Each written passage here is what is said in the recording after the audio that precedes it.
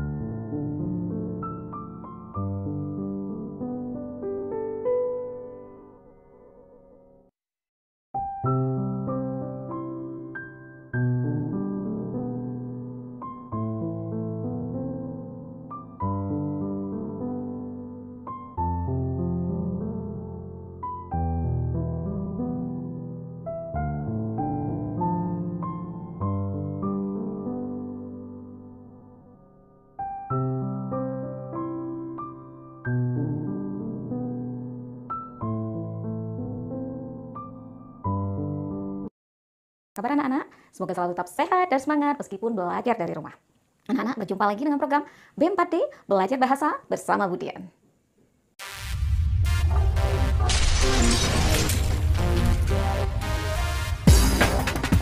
Anak-anak, apakah pernah kalian menulis surat baik untuk orang tua maupun teman kalian?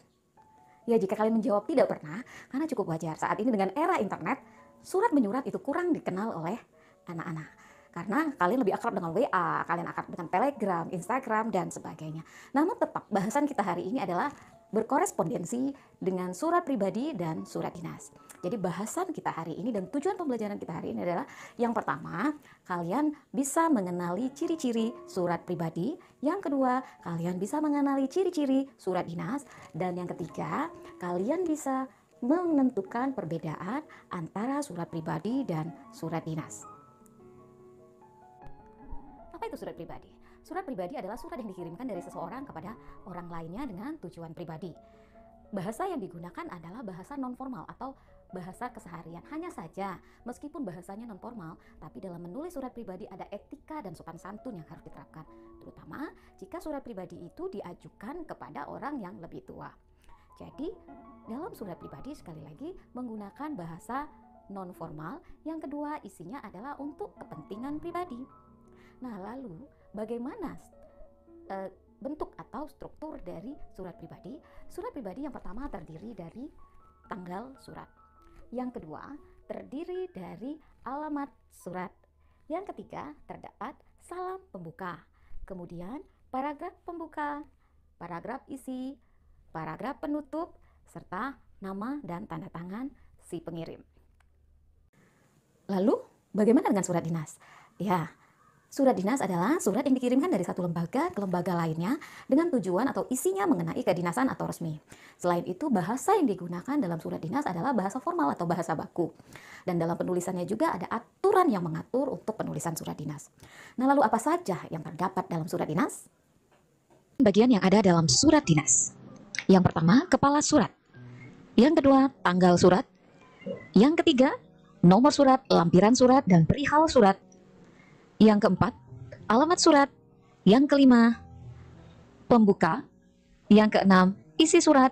Yang ketujuh, bagian penutup. Dan yang terakhir adalah nama dan tanda tangan. Nah, dari dua paparan tadi mengenai surat pribadi dan surat dinas, apa perbedaan yang kalian dapatkan? Ya, yang pertama adalah bahasa. Bahasa yang digunakan dalam surat dinas dan surat pribadi tentu saja berbeda. Kalau surat pribadi bahasanya non-formal, kalau surat dinas bahasanya bahasa formal. Yang kedua, isinya.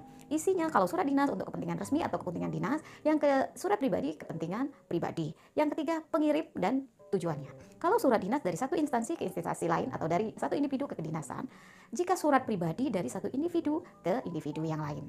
Nah, sampai sini sudah paham? Jika masih ada masalah atau masih bingung, masih banyak pertanyaan dalam benak kalian, akan kita bahas lebih lanjut dalam grup kelas kita. Demikianlah pembelajaran kita hari ini. Tetap semangat dan selalu jaga kesehatan. Ingat selalu terapkan 3M, memakai masker, menjaga jarak, dan mencuci tangan. Ibu akhiri dengan ucapan, billahi taufiq wal hidayah. Wassalamualaikum warahmatullahi wabarakatuh.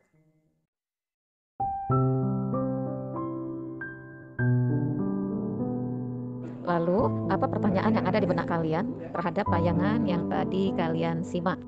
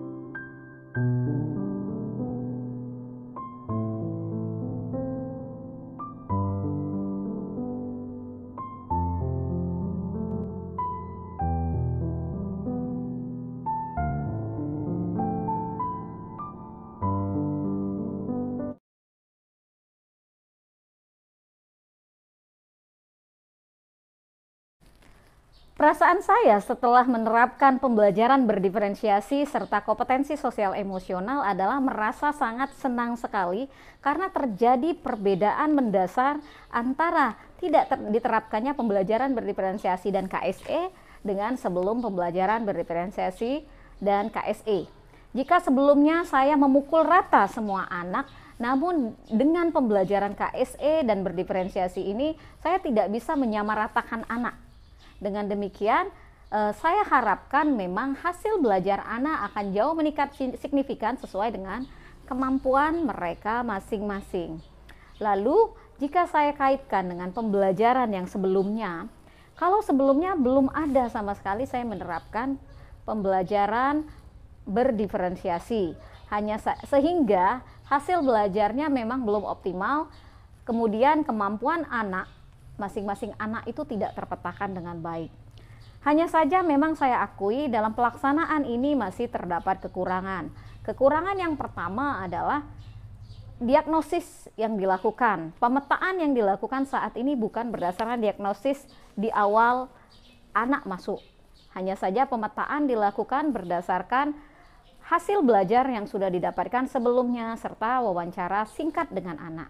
Nah, untuk memperbaiki ini, maka mau tidak mau pada awal pembelajaran semester depan caranya adalah guru, khususnya wali kelas, melakukan diagnosis di awal pembelajaran atau di awal masuk sekolah anak, yaitu diagnosis kognitif serta diagnosis non-kognitif. Dengan demikian, adanya diagnosis ini akan mempermudah bagi guru untuk melakukan pemetaan untuk pembelajaran berdiferensiasi. Kemudian dengan adanya pemetaan yang baik, maka ketika penerapan kompetensi sosial emosional juga akan jauh lebih mudah memetakan berdasarkan kemampuan anak masing-masing. Demikian penjelasan saya tentang penerapan pembelajaran berdiferensiasi dan kompetensi sosial emosional dalam proses pembelajaran. Saya akhiri dengan wassalamualaikum warahmatullahi wabarakatuh.